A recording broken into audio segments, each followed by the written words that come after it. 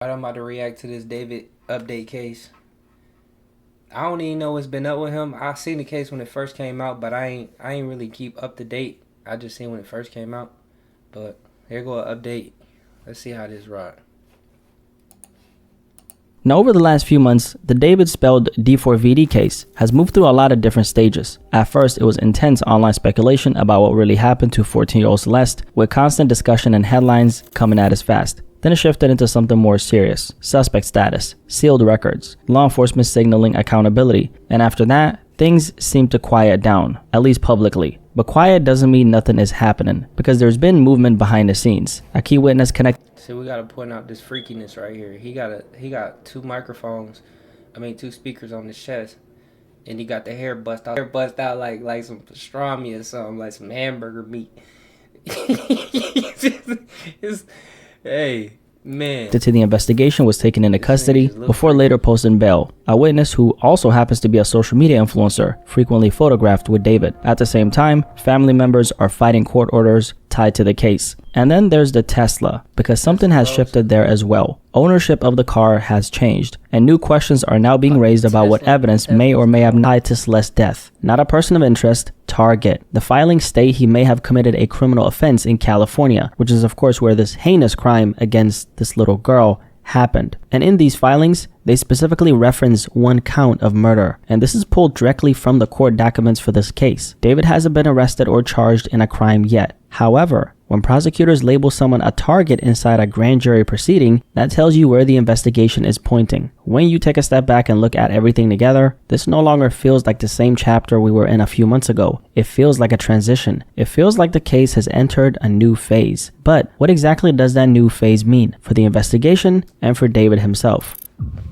Now, it's almost been 3 months since we last talked about this story. Crazy how fast time flies. At the time, the case felt like it had reached a peak. Suspect status, autopsy records sealed, law enforcement publicly signaling accountability. There were a lot of things we covered. But since then, even though things seemed quiet on the surface, there have been subtle shifts happening behind the scenes. Before we dive deeper into what this new phase means, let's go back to where we left off, because that context of course matters. In the last video we made, we discussed how investigators had labeled him a suspect. That information came from a source with direct knowledge of the investigation, and from that same report, we also learned that David was not cooperating with law enforcement at that point in time. We also talked about law enforcement sources indicating that investigators believe more than one person may have been involved in what was done to Celeste, and that was a major shift in the tone of the case. At that point, it didn't feel like this was about just one person anymore. It feels like investigators were widening the net, trying to understand whether responsibility extended beyond a single individual. And the question, of course, naturally became who else was there? Who crossed paths with Celeste before this?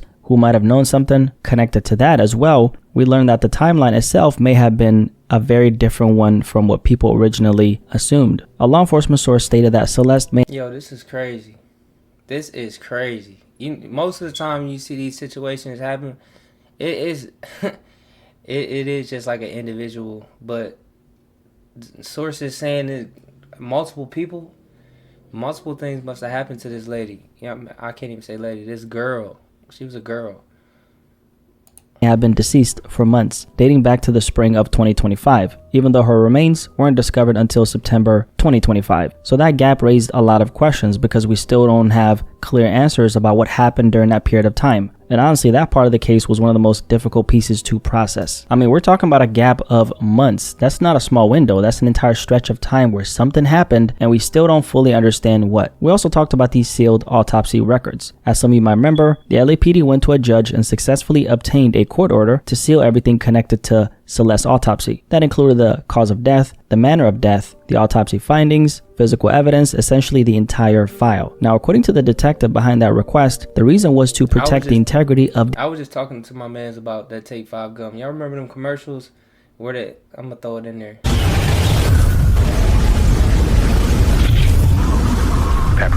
Where they had all of these like crazy scenarios, man.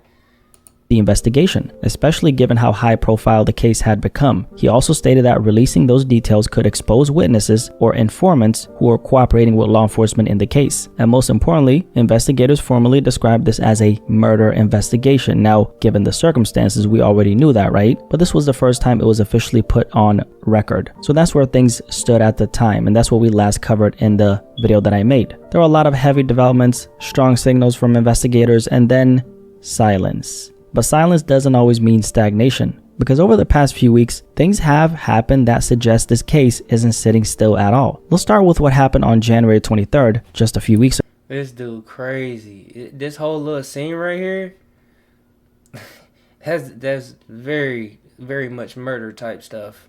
And this dude got shirts with blood on it, white shirts. If she got found with a white shirt on and it comes out, bro, this guy snitched on himself crazy, and a round of applause, because thank you, snitching on yourself.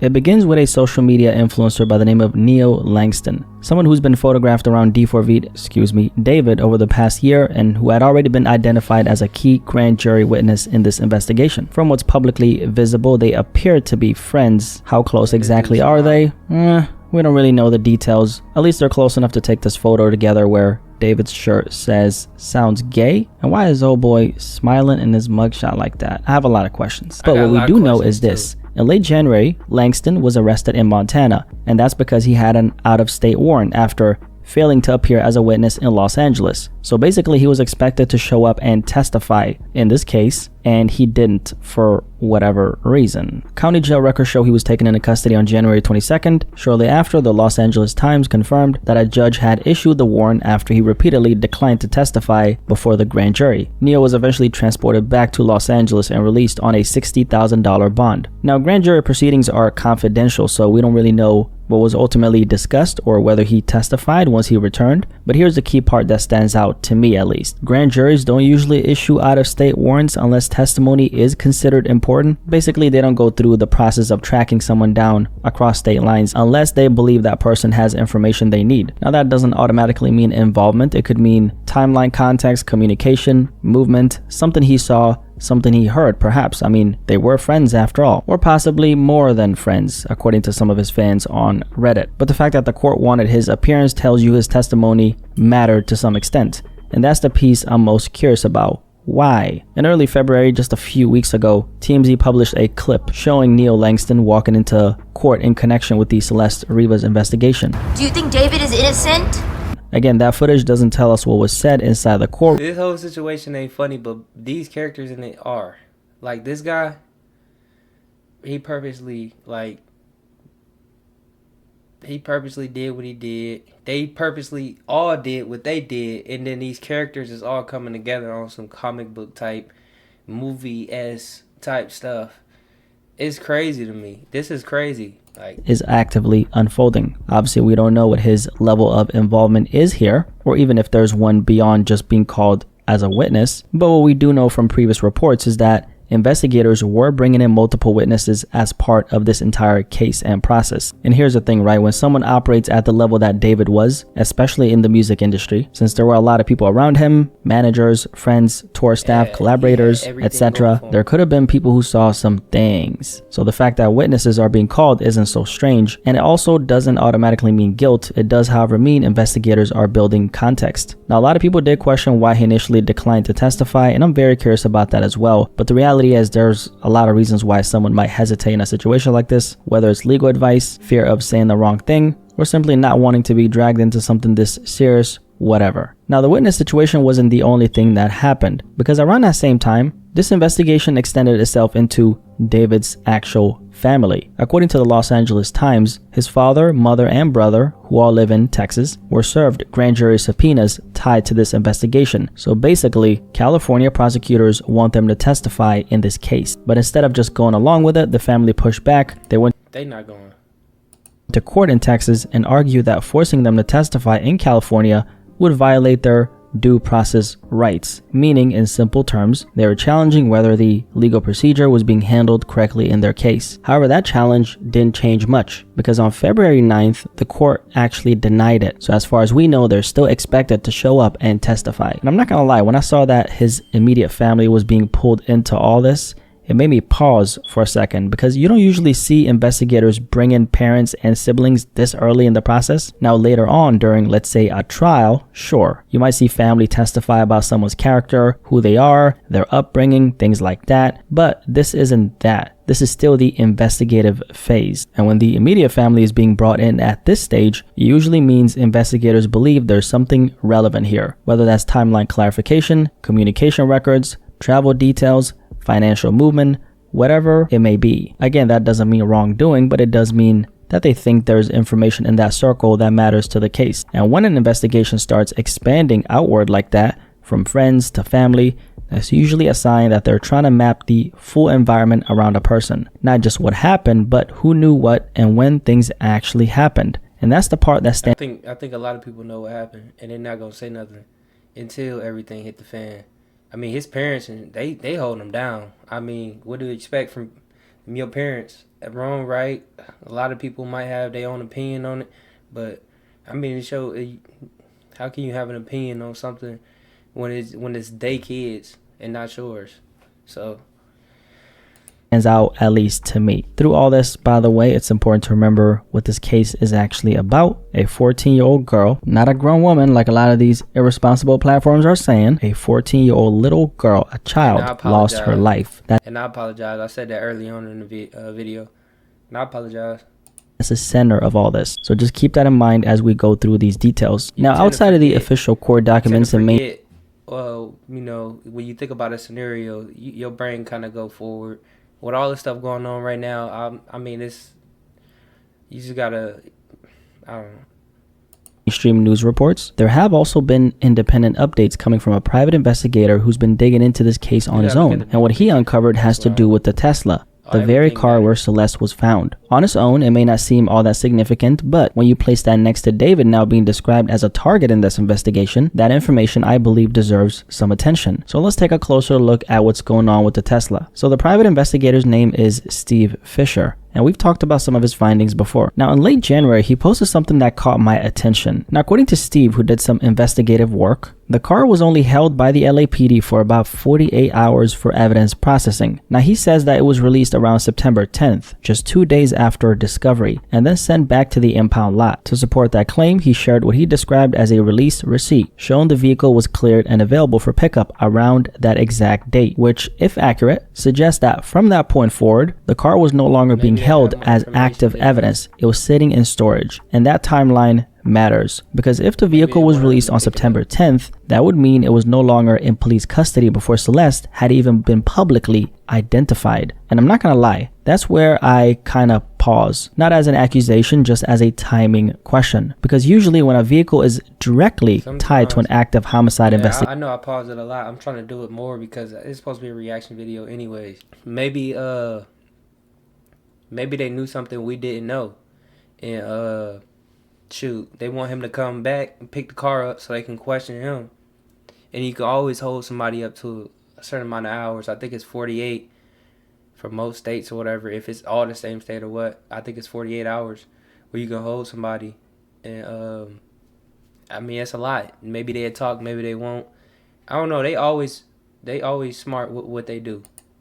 Especially one that's being presented to a grand jury, you'd expect it to remain secured for as long as investigators think they might need it. Now, that doesn't automatically mean 48 hours is not enough time to process any evidence they might find, because if forensic processing was completed thoroughly, they can, of course, release property. But without clarity on what was collected and documented in that window, the timing naturally stands out, at least to me. Now, this is of concern to me because for anyone who doesn't remember, Celeste was identified on September 16, 2025, roughly a week after her remains were discovered. So while the public was still trying to understand who she was, the vehicle connected to her death was already out of police custody, according to Steve Fisher, who provided receipts. And according to Steve, the car also sat in storage for months, accumulating roughly $10,000 in fees. It was eventually scheduled to go to auction, meaning if no one stepped in, the vehicle would have been sold off. But then something interesting happened. In the final hours before that auction, somebody came and picked it up. Not weeks before, not even days before, hours. So it either had to be David himself, which would seem unlikely given everything going on, or someone legally authorized to act on his behalf. And once again, the timing, of course, matters. This was the car that Celeste was found in. This was a vehicle that had already been processed, released, sitting in storage, accumulating fees, and right before it goes public, somebody comes and picks it up. And then came a follow-up to this particular information. According to Steve, the vehicle wasn't just retrieved. Ownership was apparently transferred. Steve stated that someone presented paperwork and legally took possession and moved the car out of David's name. He claims to have verified that through DMV records. Now again, this information comes from a private investigator's public statements, not the LAPD. But if that sequence of information is all accurate, that's where a lot of questions come in. If a vehicle is central to a murder investigation, what's standard protocol? How long is evidence typically retained? Is there a minimum hold period in high-profile cases like this? Or does it simply depend on whether forensic processing is completed? And is 48 hours typical? Because a vehicle isn't just one piece of evidence, it's a contained environment. Because here's the thing, this right here isn't just a car. This was the last known physical space connected to a 14-year-old girl whose death is being investigated as a murder. So when you really think about that, fingerprints, DNA swabs, trace fibers, digital system data, especially in a Tesla, location history, can all of that realistically be processed, documented, and preserved only within 48 hours? I guess law enforcement would know more than me, right? Maybe if the authorities prioritized this case and moved very quickly, it's of course possible. But we've also seen other major cases, like the YNW Melly case, where the vehicle the rapper was in became a major forensic battleground and remained central evidence for an extended period of time. I'm not saying the cases are the same, of course not. I'm saying when a vehicle is central to a murder investigation, people naturally expect thorough preservation. And the LAPD hasn't publicly detailed what was collected, when it was collected, or why the timeline made sense. So what we're left with is this sequence: discovery,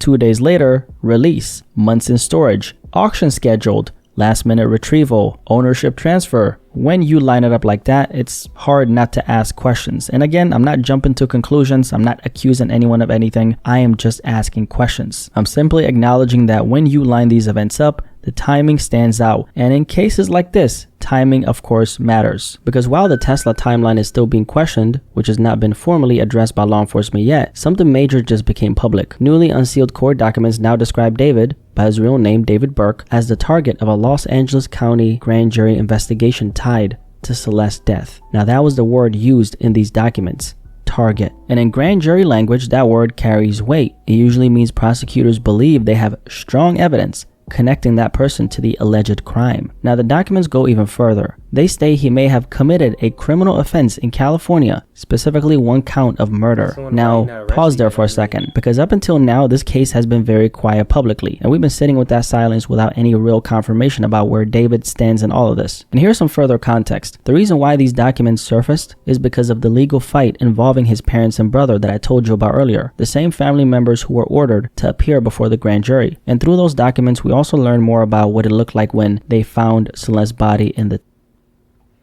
We're gonna leave it right there, man. I mean, as I'm watching these cases, watching this David case and trying to get myself updated on what's happening, I'm realizing it's a lot of the same information in a video multiple times, and it's best if y'all just look at it how y'all look at it like that.